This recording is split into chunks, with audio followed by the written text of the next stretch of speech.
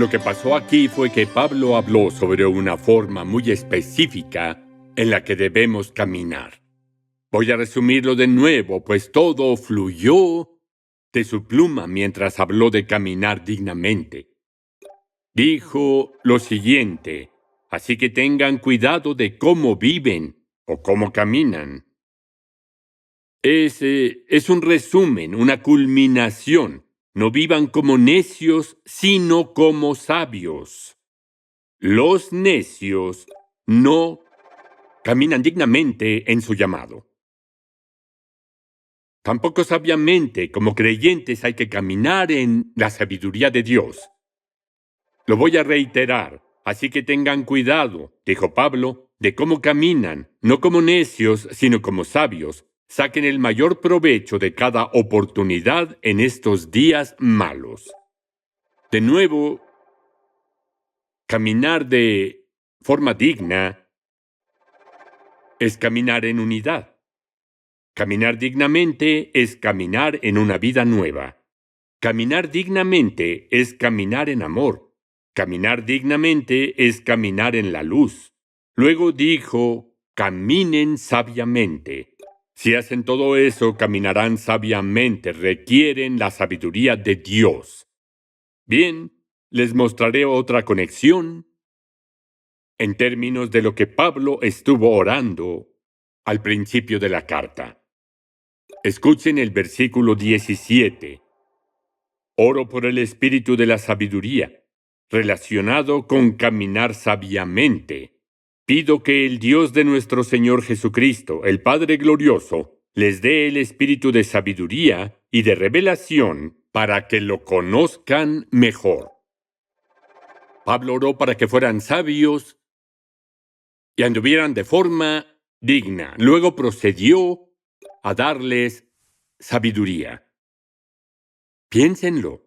Estaban esos creyentes en Éfeso y Esmirna y otras iglesias de Asia.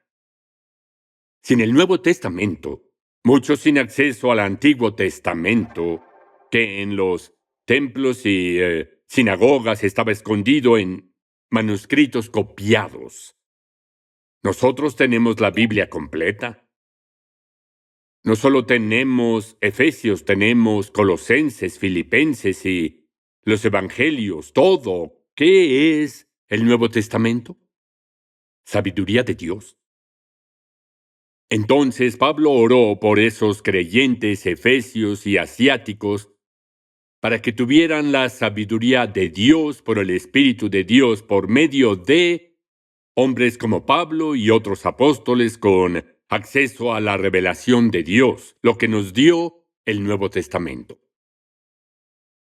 Es interesante porque es un proceso de Dios para darnos sabiduría con las Escrituras. Eso nos lleva al aposento alto.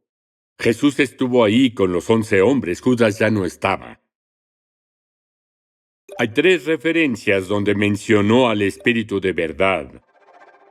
Dijo a los hombres que estaban nerviosos por lo que pasaría, que se iría. Ellos no entendían, y Jesús dijo: yo le pediría al Padre y Él les dará otro abogado defensor. En griego es parakletos, les daré otro parakletos, traducido como abogado, podría ser maestro o animador o consolador.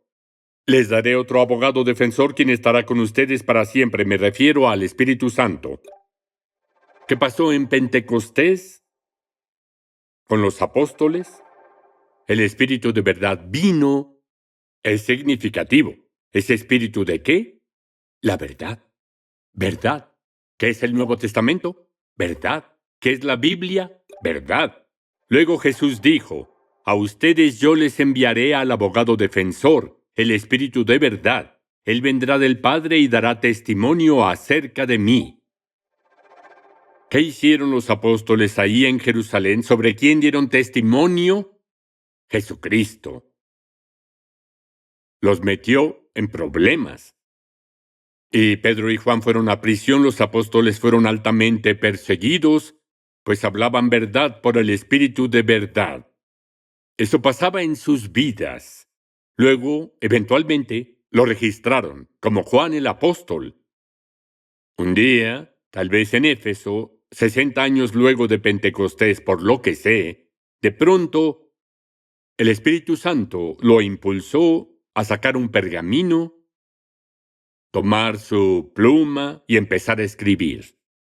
En el principio era el Verbo, y el Verbo era con Dios, y el Verbo era Dios.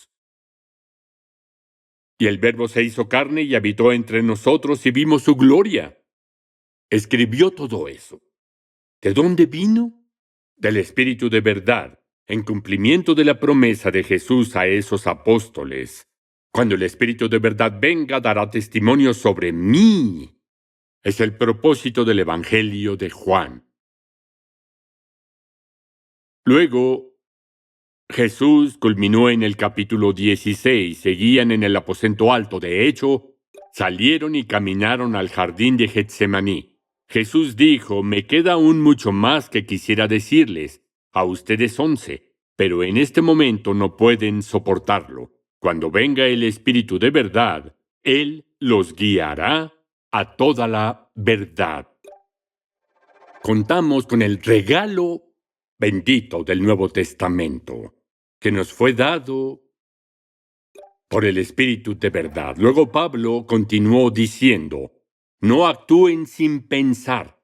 No tenían el Nuevo Testamento, pero sí la carta de Pablo. Tal vez la única carta que habían visto.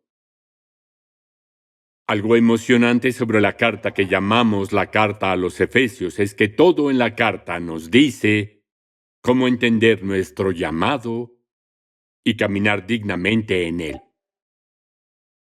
Allí está.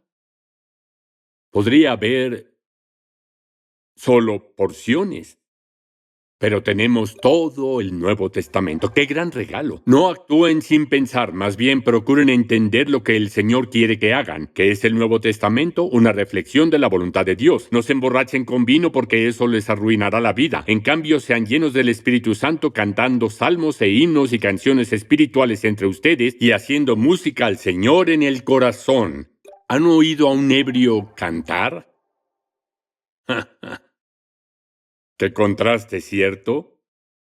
Entre ser controlado con el Espíritu de Dios que ser controlado por las sustancias que nos hacen ser tontos y estúpidos. Aunque muchos creyentes entenderían la diferencia en relación con la cultura en la cual vivían. Pablo continuó: y den gracias por todo a Dios el Padre en el nombre de nuestro Señor Jesucristo. Es más, sométanse unos a otros por reverencia a Cristo. Quisiera señalar algo muy interesante que los va a sorprender.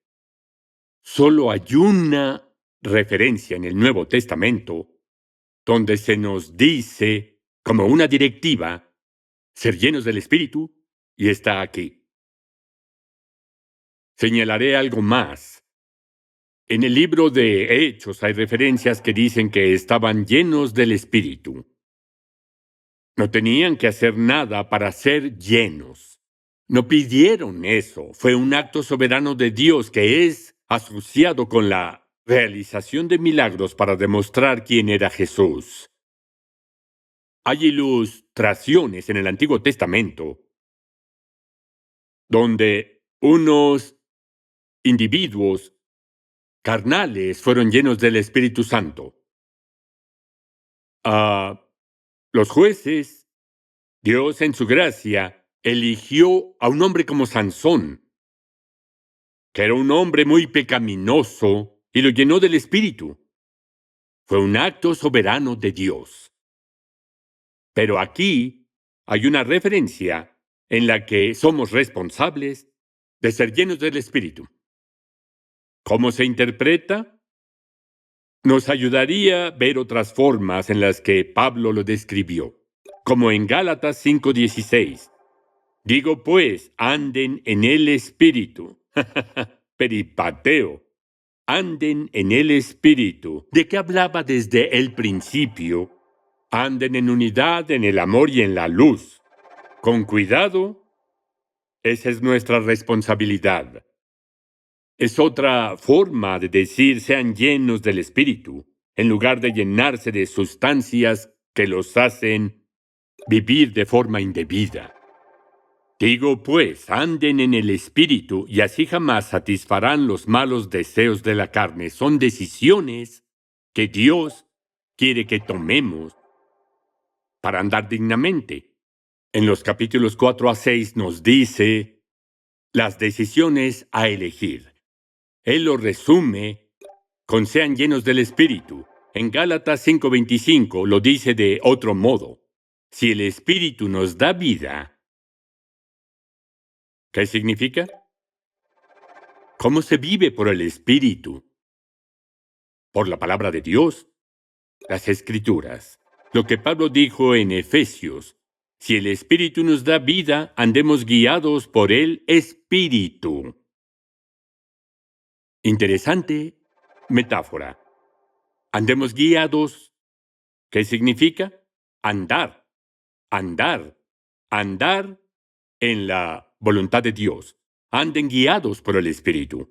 Así que Pablo nos explicó aquí lo que significa ser llenos del Espíritu. Es la obediencia a la voluntad de Dios que nos es revelada, la sabiduría que nos es revelada en la Escritura, como en Efesios y todo el Nuevo Testamento. Amo las instrucciones paralelas de Pablo en Colosenses, que la palabra de Cristo habite en abundancia en ustedes con toda sabiduría.